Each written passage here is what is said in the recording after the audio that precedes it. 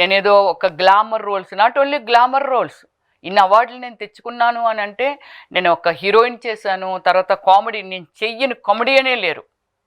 తెలుగు ఇండస్ట్రీలో కానీ, కన్నడ కానీ, మలయాళం కానీ, భోజ్పురి కానీ, హిందీ కానీ, బెంగాలీ కానీ, పంజాబీ, ఇన్ని లాంగ్వేజెస్లో హీరోయిన్ చేశాను.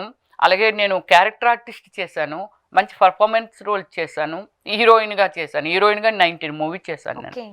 సో ఓకే, నేనేంటంటే వెరీ సింపుల్ సిటీ, ఓన్లీ ఏమంటారు, ఆన్ స్క్రీన్ ఆఫ్ స్క్రీన్ అని అంటారు కదా, అలాగే ఏమిటంటే సినిమా వరకు సినిమా షూటింగ్లో పార్టిసిపేట్ చేస్తాను. తర్వాత రమ్యశ్రీ ఎవరు, ఎలా ఉంటుంది అనేది ఎవరికీ తెలీదు.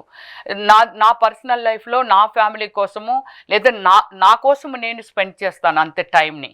అంతేగాని ఇలాంటి మంచి పనులు చేయడం కోసము ఎలా ఎక్కడ వెళ్ళి కూర్చోవాలి, ఎలా చేయాలి అనేది ఇలానే ఉంటాను నేను.